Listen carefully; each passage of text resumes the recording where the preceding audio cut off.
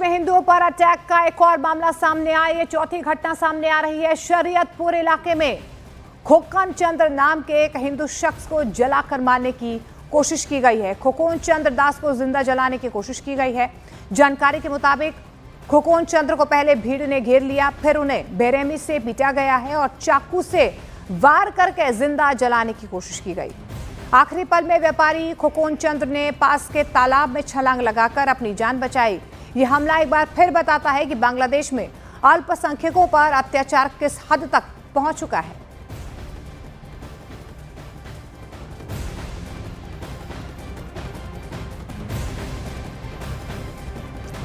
और इस बीच विश्व हिंदू परिषद के प्रवक्ता विनोद बंसल ने दावा किया है कि मोहम्मद यूनुस सरकार के आने के बाद बांग्लादेश में 300 से ज्यादा हिंदुओं और अन्य अल्पसंख्यकों की हत्या की गई है।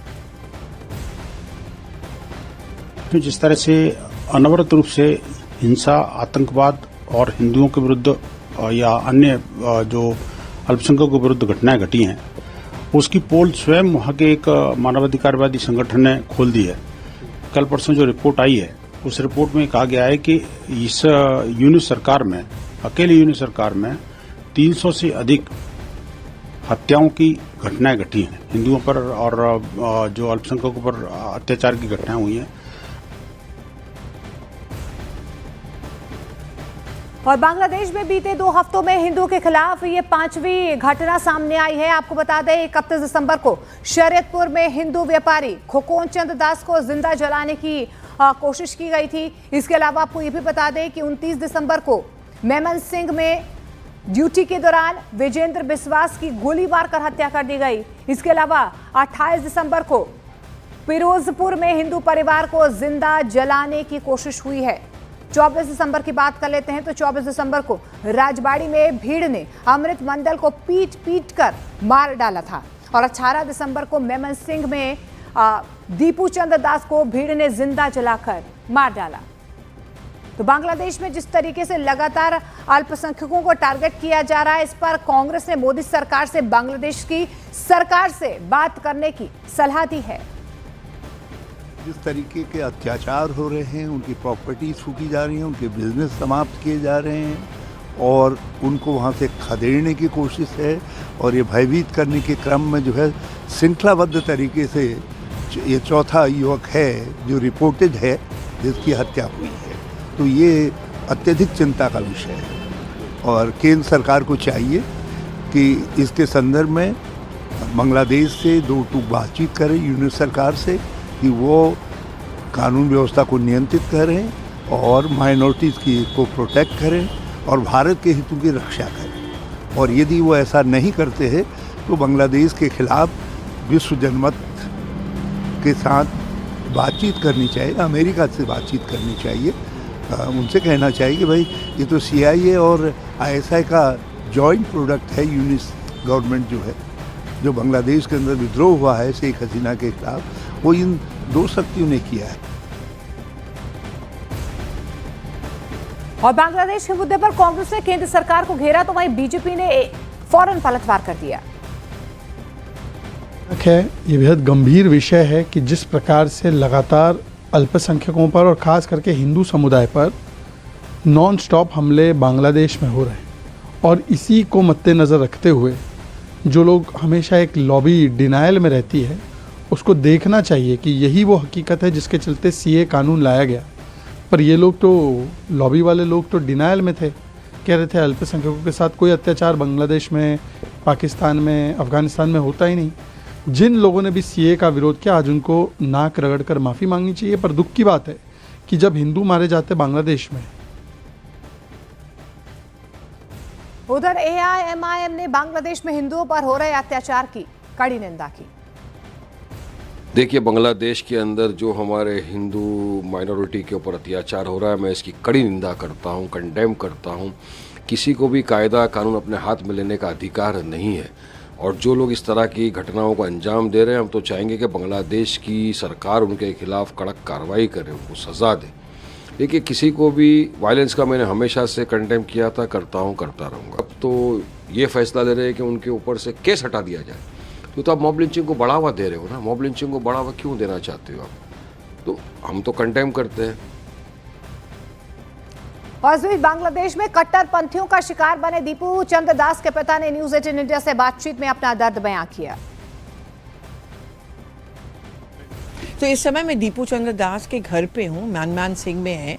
और जैसे कि आपको याद होगा कि उनको पुलिस स्टेशन में रखा गया था, उनकी मारपीट हुई थी और उनके ऊपर ये आरोप उन लोगों ने लगाया था कि उन्होंने इस्लाम के खिलाफ कुछ कहा था, जहाँ की दीपू चंद्र दास के परिवार वालों का कहना है कि ऐसा कुछ भी नहीं था। लेकिन हाँ, हिंदुओं पे अटैक होना यहाँ पे स्वाभाविक माना जाता है।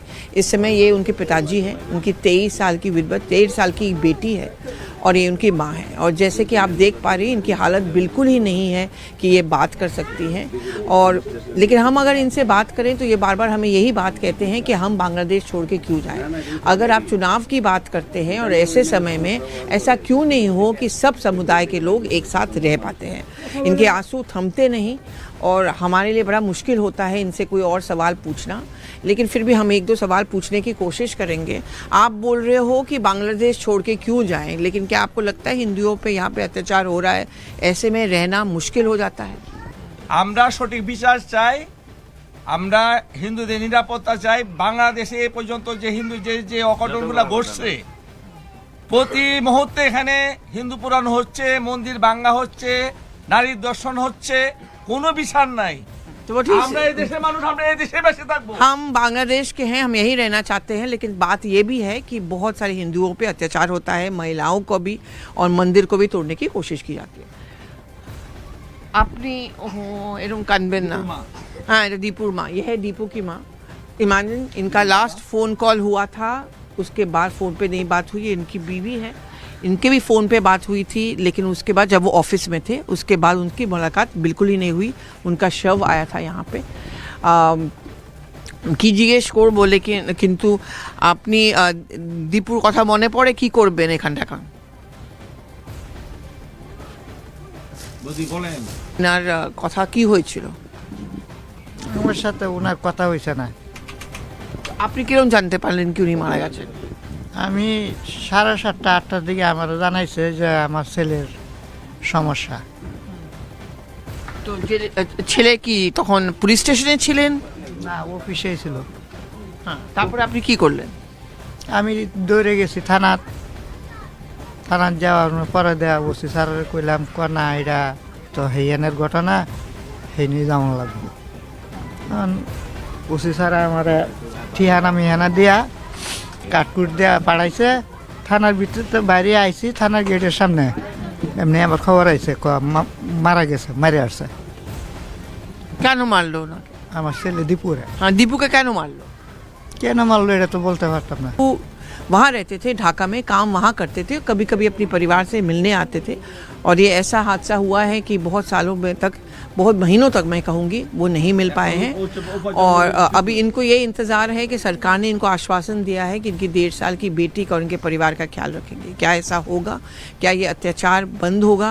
और जो चुनाव की बात हम कर रहे हैं बांग्लादेश में, क्या वो सही मायने में सही चुनाव होगा? क्योंकि एक गणतंत्र की बात जब हम कहते हैं तो ऐसे में सब समुदाय के लोग एक साथ रह पाएँ, खुश से रह पाएँ और इस तरह के आंसू ना बहे, वो सबसे अहम बात होती है। राहुल मल्होत्रा के साथ पल्लवी घोष।